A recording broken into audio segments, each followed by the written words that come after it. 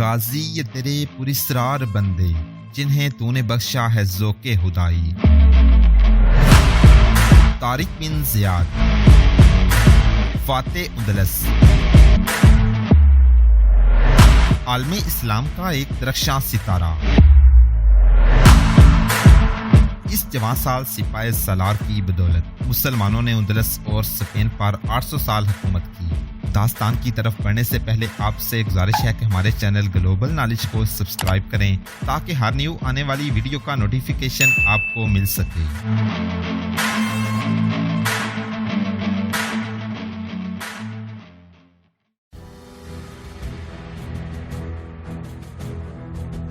جن مورہوں نے یہ واقعہ لکھا ہے وہ لکھتے ہیں کہ راڈرک کو مشیروں، بڑے پادریوں اور افراد خانہ نے بھی روکا لیکن اس نے کسی کی نہ سنی اور 3-4 دنوں بعد وہ جنگی لباس میں برج تک جا پہنچا۔ اس کے ساتھ 2-3-4 جرنیل تھے جنہوں نے کئی جنگوں میں غیر معمولی بہادری اور جارحیت میں نام پیدا کیا تھا۔ اس کے ساتھ اپنے محافظ دستے کے منتخب گھوڑ سوار تھے اور تالے توڑنے کے لیے لوہار بھی ساتھ تھے۔ برج ایک چوڑی چٹان پر کھڑا تھا۔ اس کے چاروں اطراف چٹانیں تھیں جن کی بلندی برج سے زیادہ تھی۔ یوں معلوم ہوتا تھا جیسے ان عمودی چٹانوں نے برج کو تھام رکھا ہو۔ برج سنگے مرمر کا بنایا گیا تھا۔ خوبصورتی کے لیے کئی دھات کے ٹکڑے جڑے گئے تھے جو روشنی میں چمکتے تھے۔ اندر جانے کا راستہ دراصل سرنگ تھی جو چٹان میں سے کاٹی گئی تھی۔ یہ اتنی چوڑی اور اونچی تھی کہ گھوڑے پر سوار ہو کر اس میں سے گزرا جا سکتا تھا۔ اس کے آگے لوہے کا بڑا ہی مضبوط دروازہ تھا جسے بہت سے تالے لگے ہوئے تھے۔ تالے زنگ آلود تھے۔ یہ ہرکل سے وٹیزا تک کے لگائے ہوئے تالے تھے۔ دونوں بوڑھے راہب جو راڈرک کے دربار میں گئے تھے وہاں کھڑے تھے، ایک دروازے کے ایک طرف، دوسرا دوسری طرف۔ ہم تمہیں آخری بار خبردار کرتے ہیں، ایک بوڑھے نے کہا، ان سے چابیاں چھین لو۔ راڈرک نے حکم دیا اور تمام تالے توڑ دو۔ قوی ہیکل آدمیوں کے آگے بوڑھے مزاحمت نہ کر سکے۔ ان سے چابیاں چھین لی گئیں۔ تالے بے شمار تھے، زنگ آلود بھی تھے اور یہ بھی پتہ نہیں کہ کون سی چابی کس تالے کی ہے۔ سارا دن تالے کھولنے کی کوشش ہوتی رہی۔ سورج غروب ہونے سے کچھ دیر پہلے تمام تالے کھل گئے اور آہنی دروازہ بھی کھل گیا۔ راڈرک اندر چلا گیا۔ جرنیل اور چند ایک محافظ اس کے پیچھے گئے۔ آگے بڑا کشادہ حال تھا۔ اس کا ایک دروازہ اور بھی تھا جو کسی کمرے میں کھلتا تھا۔ اس دروازے کے باہر ایک بڑا انسانی بت کھڑا تھا جو کانسی کا بنا ہوا تھا۔ اس کے ایک ہاتھ میں گرز تھا۔ عجوبہ یہ تھا کہ بت اس گرز کو اوپر نیچے گھما اور زمین پر مار رہا تھا۔ بت کی چھاتی پر اندلسی زبان میں لکھا تھا، میں اپنا فرض ادا کر رہا ہوں، میں بری نیت سے نہیں آیا۔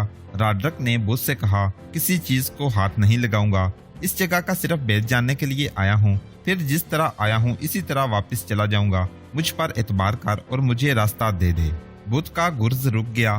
اس کا گرز والا بازو جو اوپر کو اٹھا ہوا تھا اوپر ہی اٹھا رہا اور راڈرک اس بازو کے نیچے سے گزر کر دوسرے کمرے میں داخل ہو گیا۔ اس کے جرنیل اور محافظ بھی اس کے پیچھے گئے۔ یہ کمرہ بہت خوبصورت تھا۔ راڈرک کے محافظ مشلیں جلا کر ساتھ لے کر گئے تھے۔ ان کی زرد روشنی میں کمرے کی دیواروں میں ستارے چمک رہے تھے۔ یہ قیمتی پتھر اور ہیرے تھے جو دیواروں میں جڑے ہوئے تھے۔ کمرے کے وسط میں ایک میز پڑی تھی۔ میز پر ایک صندوق رکھا تھا۔ اس پر لکھا تھا، اس صندوق میں اس برج کا بید بند ہے، سوائے کسی بادشاہ کے اسے کوئی اور نہیں کھول سکتا، لیکن بادشاہ کو خبردار کیا جاتا ہے کہ اس پر حیرت انگیز انکشاف ہوں گے اور یہ انکشافات واقعات اور حادثات کی صورت میں اس بادشاہ کی زندگی میں رونما ہوں گے۔ راڈرک نے بے خوف و خطر اس صندوق کا ڈھکنا کھولا اور صندوق میں دیکھا۔ اس میں چرمی کاغذ کا تقریباً 1 فٹ لمبا اور 1 فٹ چوڑا ٹکڑا پڑا ہوا تھا۔ تانبے کی ایک پلیٹ اس چرمی کاغذ کے اوپر اور ایک پلیٹ اس کے نیچے پڑی تھی۔ راڈرک نے چرمی کاغذ ہاتھ میں لے کر دیکھا۔ اس پر جنگجو آدمیوں کے ہاکے بنے ہوئے تھے جو جنگی گھوڑوں پر سوار تھے۔ وہ تیر کمانوں اور برچھیوں سے مسلح تھے۔ ان کے چہرے کرہت اور خوفناک تھے۔ ان ہاکوں کے اوپر لکھا تھا، دیکھ اے سرکش انسان، یہ وہ سوار ہیں جو تجھے تخت سے اٹھا پھینکیں گے اور تیری بادشاہی کو تہہ تیگ کر دیں گے۔ راڈرک ان تصویری ہاکوں کو دیکھتا رہا۔ اس کے جرنیلوں کی نظریں بھی چرمی کاغذ پر جمی ہوئی تھیں۔ انہیں ایسی آوازیں سنائی دینے لگیں جیسے قریب ہی کہیں 2 فوجیں لڑ رہی ہوں۔ گھوڑوں کے دوڑانے کا اور ہنہنانے کا شور، فوجوں کے نعرے اور للکار۔ راڈرک اس خیال سے گھبرا گیا کہ کسی ملک کی فوج نے حملہ کر دیا ہے اور تلیتا میں پہنچ گئی ہے، لیکن اس کی گھبراہٹ جلدی ختم ہو گئی کیونکہ یہ جنگ اسے اپنے سامنے نظر آنے لگی تھی۔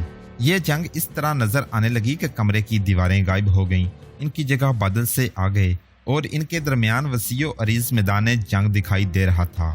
دونوں فوجیں صاف نظر آ رہی تھیں، ایک فوج عیسائیوں کی اور دوسری شمالی افریقہ کے مسلمانوں کی تھی۔ دونوں طرف کے فوجی ایک دوسرے کا خون بہا رہے تھے، تلواروں سے تلواریں اور جنگی کلہاڑے ٹکرا رہے تھے، جنگی دف بج رہے تھے، پیادے اور سوار زخمی ہو کر گر رہے تھے، بھاگتے دوڑتے گھوڑے زخمیوں کو کچل رہے تھے۔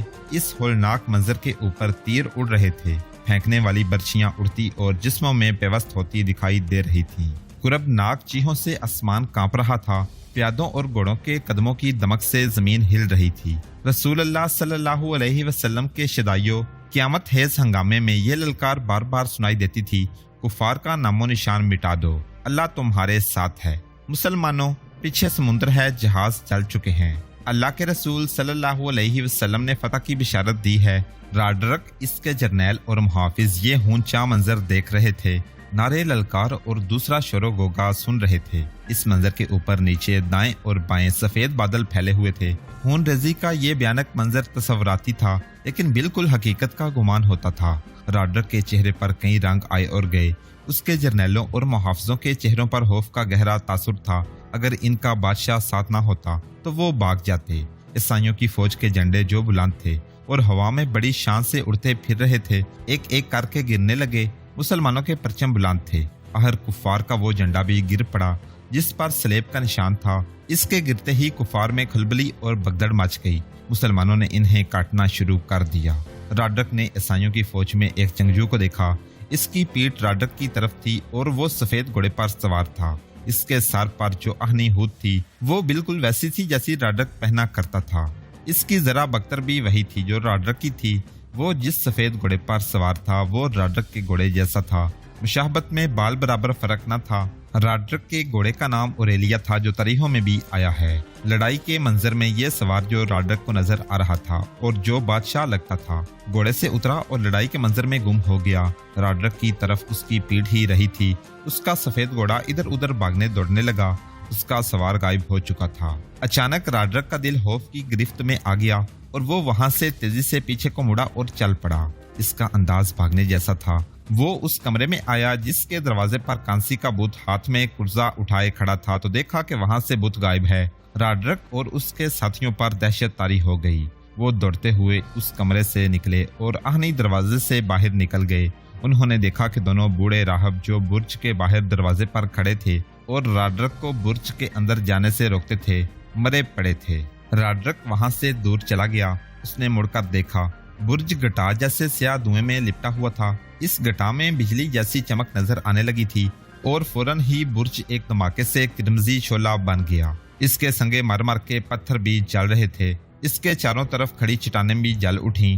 ہوا تیز ہو گئی، برج کی راکھ شعلوں کے ساتھ اوپر جا کر پھیلنے اور زمین پر گرنے لگی۔ یہ واقعہ بیان کرنے والے مورخ لکھتے ہیں کہ برج کی راکھ جہاں زمین پر گرتی تھی وہاں خون کے قطرے بن جاتے تھے۔ راڈرک اپنے جرنیلوں اور محافظوں کے ساتھ وہاں سے بھاگ گیا۔ اس کے بعد راڈرک مذہبی پیشواؤں سے، دانشوروں سے اور جادوگروں سے پوچھتا رہا کہ اس برج کا راز کیا تھا اور اس لڑائی کا مطلب کیا تھا۔ کوئی بھی اسے تسلی بخش جواب نہ دے سکا۔ ہر کوئی اس کی بہادری کی تعریف کرتا اور اسے دشمن پر فتح کا مستہ سناتا تھا۔ صرف ایک جادوگر نے اسے ذرا سی بات بتائی تھی، شہنشاہ کو محتاط رہنا چاہیے۔ جادوگر نے راڈرک سے کہا، یہ تو کوئی بھی نہیں بتا سکتا کہ ہرکل نے یہ برج کیوں تعمیر کروایا تھا۔ میں یہ بتا سکتا ہوں کہ اس برج کے اندر لعنت اور شیطانیت کے اثرات بند کر دیے گئے تھے۔ آپ کو یہ برج کھولنا ہی نہیں چاہیے تھا۔ آپ کو لڑائی کا جو اشارہ ملا ہے یہ اچھا شگون نہیں۔ کیا ہم اس برے شگون کے اثرات سے بچ سکتے ہیں؟ راڈرک نے پوچھا۔ ایک ہی طریقہ ہے شہنشاہ اندلس، جادوگر نے کہا۔ جب آپ کسی دشمن کے سامنے جائیں تو آپ کی فوج کی تعداد اتنی زیادہ ہونی چاہیے کہ دشمن دیکھ کر ہی بھاگ جائے یا بغیر لڑے ہتھیار ڈال دے۔ اس کے بعد پمپلونا کے علاقہ میں بغاوت ہو گئی۔ راڈرک بہت زیادہ فوج لے کر گیا اور باغیوں کو کچل ڈالا اور وہیں اسے اطلاع ملی کہ افریقہ کی طرف سے اندلس پر حملہ ہو گیا ہے۔ تھیوڈومیر نے اسے اطلاع دی تھی کہ حملہ آوروں کی تعداد 7-8 ہزار ہے۔ راڈرک نے زیادہ سے زیادہ فوج اکٹھی کرنے کا اہتمام کر لیا اور وہ پمپلونا سے اپنے دارالحکومت تولیتا کو چل پڑا۔ وہ جب تولیتا پہنچا تو اس کی فوج کی تعداد 1 لاکھ ہو چکی تھی، اس میں 1000 ہاتھ سوار تھے۔ اس نے تولیتا میں قیام نہ کیا۔ 1 लाख फौज के साथ जनूब में इस मुकाम की तरफ कूच कर गया जहां मुसलमानों ने उसके जर्नैल चूडोमीर को शिकस्त दी थी। इधर तारक बिन ज़ियाद को सिर्फ 5000 नफरी की कुमक मिली। इससे उसकी फौज की तादाद थोड़ी बढ़ गई। राडरक की 1 लाख फौज 12,000 मुसलमानों को तहस नहस करने के लिए तेजो तंद तूफान की तरह आ रही थी।